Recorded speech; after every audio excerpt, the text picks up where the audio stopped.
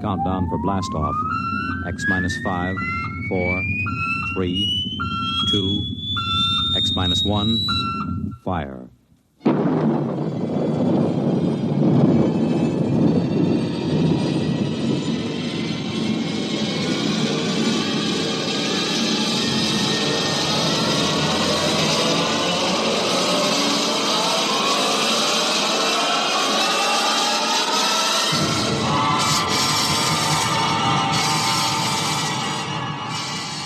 From the far horizons of the unknown come tales of new dimensions in time and space. These are stories of the future, adventures in which you'll live in a million, could be years, on 1,000 maybe worlds. The National Broadcasting Company, in cooperation with Galaxy Science Fiction Magazine, presents X minus 1.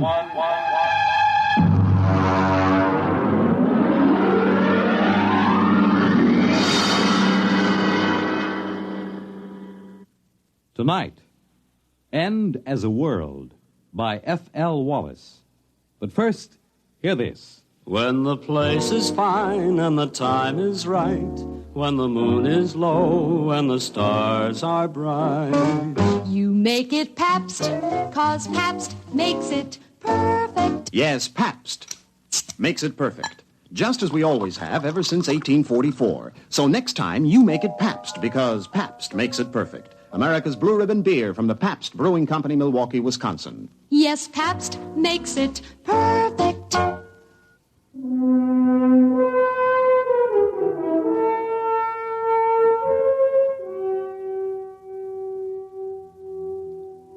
Now, X minus 1 and End as a World. I saw it on the doormat in the front porch. The boy had made a lucky throw, and the paper was spread out neatly on the doormat facing me as I came out of the screen door. The headline was black across the top. They used the big type, the kind they use for presidential elections or when the town all-star Little League team won the national championship. I stood and looked at it through the screen door. I hadn't quite rubbed the sleep out of my eyes, so first all I saw was the little boxes of the screen. And then suddenly my eyes snapped into focus and I read it.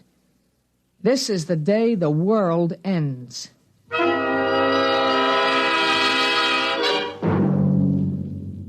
Pete, come in and eat your breakfast. Well, just a minute, Ma. Now, you leave the newspaper alone. You can read it later. Come on now, the eggs are getting cold.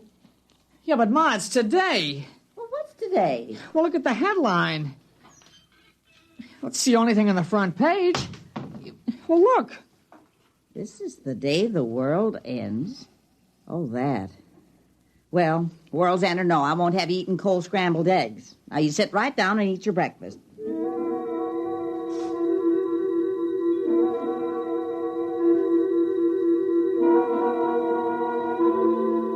I brought the newspaper into the breakfast table. I turned to the sports page. The Dodgers were winning or losing, I forget which, and UCLA was strong and was going to beat everybody they met that fall. An H-bomb had been tested in the middle of the Pacific, blowing another island off the map, just as if we had islands to spare. Ordinarily, that would be on the front page, but not today. Now, don't get the newspaper in the egg yolk. All right, Ma. Want some toast? Peter, do you want some toast? All right, Ma.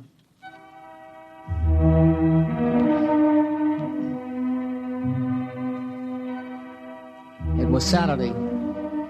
Big things always seem to happen on Saturdays. I ate breakfast and got up. I had the usual things to do, like mowing the lawn, for instance, but I skipped it that day. There wasn't any use mowing a lawn on a day like that. I went out remembering not to slam the door. It wasn't much, but it showed thoughtfulness. I went past the church and looked at the sign that was set diagonally in the corner so it could read from both streets. There it was in big letters, quoting from the papers. This is the day the world ends. Dr. Davidson scheduled a prayer meeting for the calculated time. It was a bright day. People were out walking or just standing looking at the sky. It was too early to look up. Hey, Pete! Pete, here you are. Catch! Here! Hey! Who showed you how to throw a football? Here! Get this! Hey, nice pass! Here you are, lateral. I got it. Here, throw me a long one, huh? I'll run out on that button hook. No, look, I don't feel like it, not today. What'll we do? Oh, listen, the new issue of Popular Rocketry came in down at Grover's. Yeah, I saw it. Or we could go down and see Howie. All right. Pete? Peter? Hey, your mother wants you. Yeah, what is it, Ma? Now, don't go too far. I've got some things I want you to do. What? I want you to help me move some trash out of the basement and help me move some of the potted plants around in front.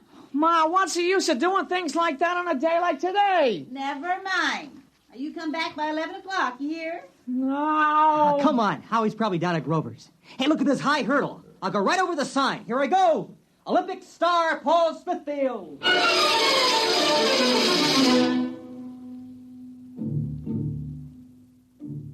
He went up over the sign easily. Paul's on the track team in high school. I looked at the sign again as he went over the top.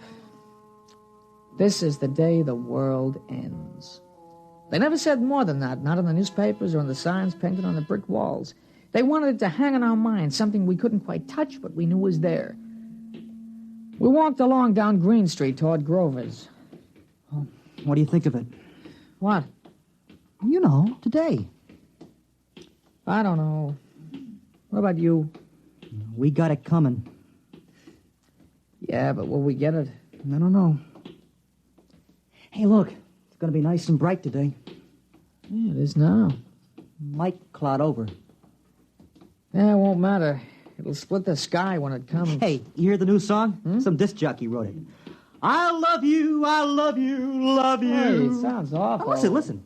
I love you, till the day the world ends. I love you, till my heartbreak mends. And a lot more guff like that. You know, it seems awful. I mean, making a song on a thing like that, you'd think they'd have more respect. Well, why shouldn't they cash in on it? How about that contest on TV? What will you do on the day the world ends? In 25 words or less. You know, some people will do anything for a buck. Yeah. You think they'd have some, I don't know, some understanding of how important it is. Well, they do. You should see the souvenir stands on Main Street. You know, pennants saying the end of the world, stuff like that. That's disgusting. Grover's has an end of the world Sunday. Joey Tripp had one last night. It was really the end. Yeah, he's a pig. Yeah, it sure is. Boy, it was really something. With nuts on top.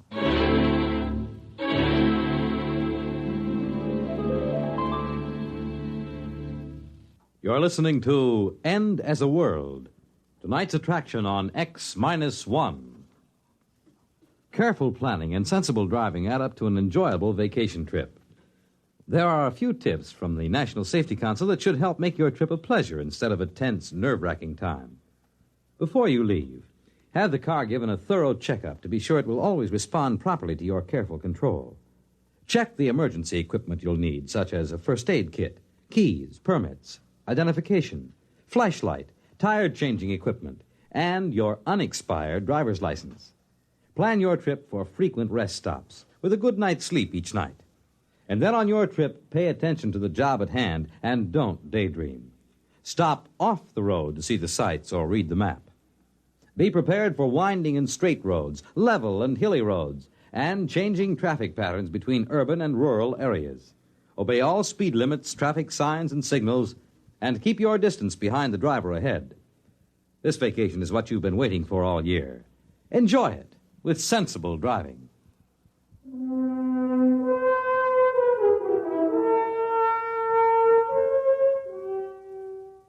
Now back to X-1 and End as a World.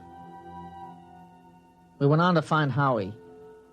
He's a little guy, but he can throw a football further and faster than anybody else on the team.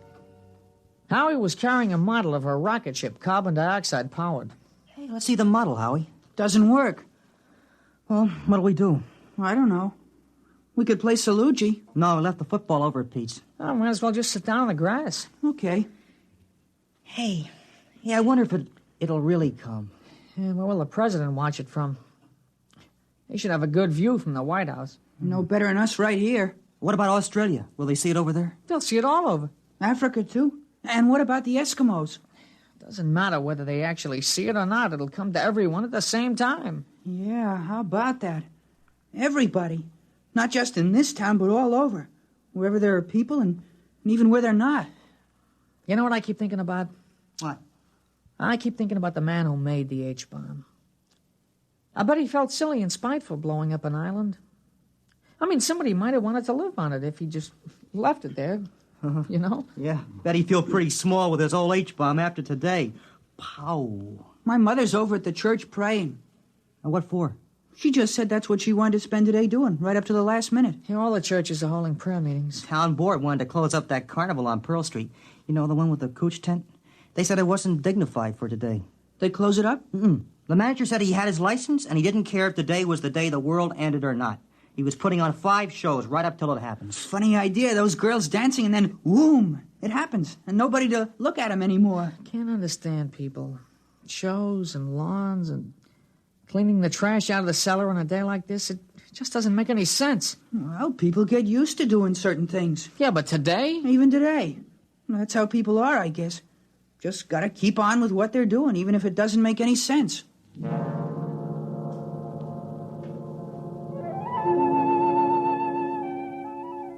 Now, we talked about it for a while, but we talked it out long ago.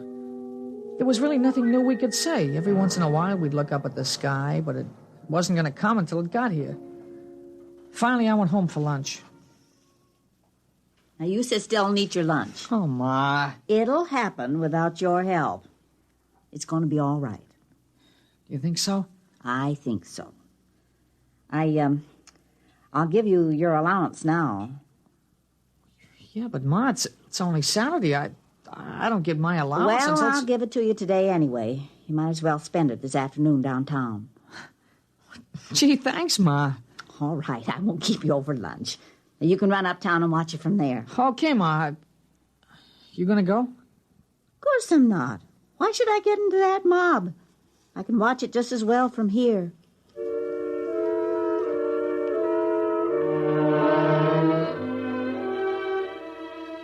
Ma, sure she could. It wasn't the same. Everybody I knew was going to be there. I changed my shirt before I left. I took a rag and wiped the dust from my shoes. I wasn't trying to be fussy or dressed up or anything. I just thought I should do it. I walked uptown slow because there was lots of time to kill. There was shade and sun on the streets and a few big clouds in the sky. I never knew how slow a day could pass. I suppose I should have slept late in the morning and kept busy doing something. Well, this was worse than putting on a uniform and waiting till game time. At least there was a coach on the field to let you know what to do as you ran through the drill. I ran into Paul at the corner of Cross and Chestnut. Hey, you nervous? No. Why should I be? You mean you're not in suspense?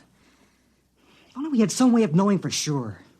Radio, maybe. Oh, there's no radio. The calculations have been checked. Yeah, but maybe there's something we forgot or don't know. A lot of things can go wrong. Hi, fellas. Well, hi, Howie. You want to go down to Grover's and get them molded? I don't know. Oh, we've still got lots of time. We won't miss anything.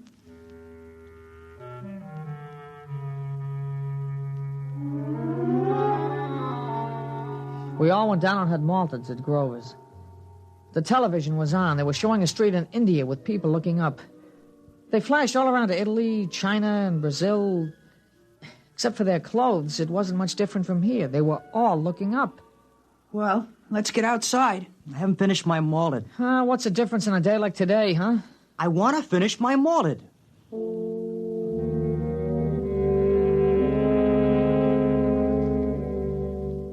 Outside, I noticed there was a slight overcast. The big billowing clouds had passed, but this was worse. I hoped that it would clear away in time, not that it really mattered. Hey, it's a pretty big crowd for a Saturday, huh? Well, this isn't a usual Saturday. What time is it? I don't know. You got to watch, Paul? No. We can see the clock on the merchant's block from the corner. Come on. Hey, it's Ginny Wexelberg. You see her over there? Hey, how'd you like to spend a day with her? That'll really make it a big day, huh? Oh, you don't need that old Ginny Wexelberg to make this a big day. After today, a blind 15-year-old kid isn't going to seem so important. After today, nothing's going to seem important, huh? Well, there's the clock. We still got plenty of time.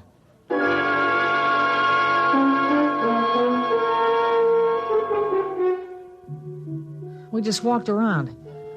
A few other kids from school passed by, and we stopped. It was getting closer. The space between the minutes was getting longer and longer. Hey, I'm hungry. I want to go back and get a candy bar. You're crazy. It's almost time. I got a couple of minutes. Look. Well, you just had them malted. I don't know. I'm hungry. I mean, I got a right to eat a candy bar before it happens, don't I? How can you think about food? It's only 1 minute. Well, all right. I just wanted to get one last candy bar, that's all. You think we could see better if we went across the street? It doesn't make any difference. It's going to be all over the world.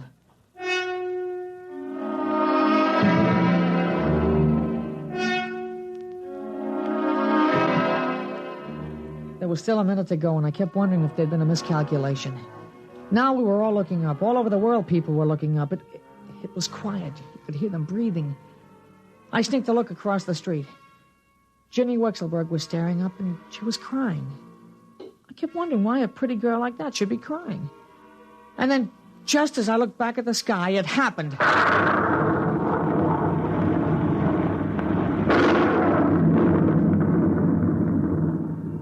It came, the flash across the skies, a silver streak, the biggest vapor trail there ever was. It went from this side to that side in no time. It split the sky and was gone before the shockwave hit us. Nobody said anything. We stood there and shivered and straightened up after the rumbling sound passed. You know what? It's going to go around the whole world. Well, he did it. Yeah, he did it. Yeah, he sure did. All the way to Mars and back. Safe and right on schedule. You realize that? He did it! He did it! The first trip to Mars! He's back! He's safe!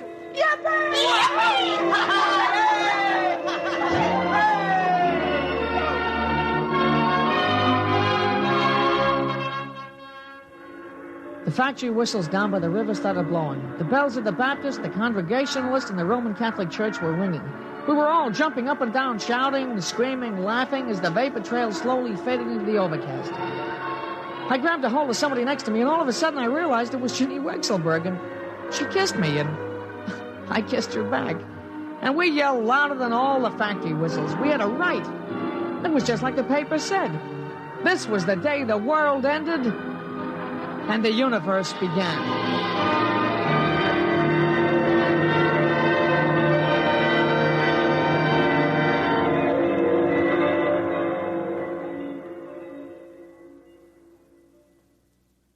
This is Fred Collins, and I'll be back with a word about X-1 in a moment. Hi, this is Walter O'Keefe. You know, they say there's nothing new under the sun, and maybe that's true, but there is something new under the moon, and that's Nightline. In Nightline, we think we found the way to use the intimacy as well as the lightning-fast maneuverability of radio in an hour-and-a-half package of high-voltage, different entertainment. We found the way to make the airwaves your magic carpet to wherever big things are happening. Anywhere in the country, for that matter, anywhere in the world. Now, let's say that your favorite comedian is performing at a Las Vegas nightclub. He's packing them in, and you've really got to have connections to get a table. Well, Nightline is that connection, and your radio is your ringside table. More things than you'd believe are happening in the so-called still of the night, and Nightline is your line to exciting entertainment after dark.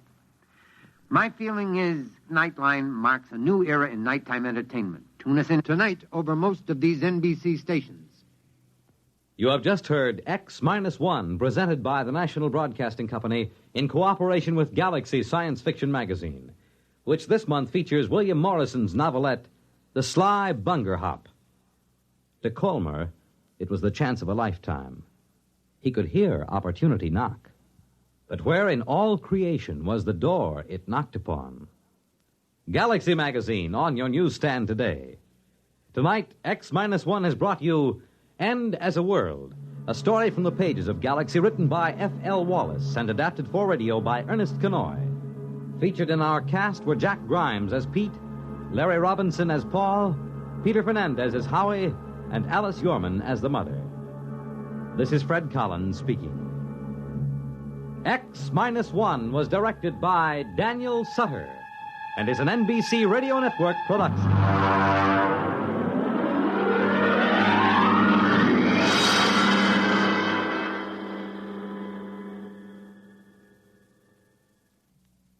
Next week on X-1, another exciting story from the pages of Galaxy. The Scapegoat by Richard Maples. If you saw a big teenaged young bully beating up a helpless old man on the street, what would you do? Try to stop it? Or save your own neck by just walking away? Well, this is the story of a man who did stop it.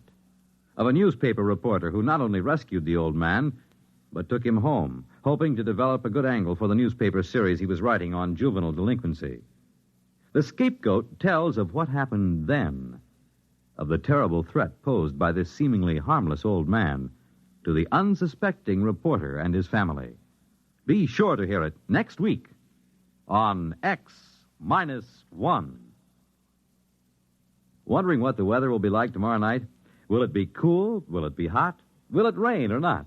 Well, don't give it another thought, because NBC's Monitor has a weatherproof evening plan for you with excursions to 3 world-famous underground scenic spots. You'll go roving with Monitor on a 2.5-mile trip through Marble Cave in Missouri. You'll listen to the music of a stalactite organ in Luray Caverns, Virginia. And you'll visit the historic catacombs of Rome. Between trips underground, you'll hear another merry report on his vacation tour of Europe by comedian Jonathan Winters. And you'll rub elbows with international celebrities at a unique party in Toots Shor's famous restaurant in New York. There'll be music and news, too. In fact, there'll be something for everybody on Monitor. So start your weekend right with Monitor Friday night, and stay with Monitor all weekend long. Nightline takes you to wherever exciting, interesting, and entertaining things are happening. Tonight, over most of these same NBC stations.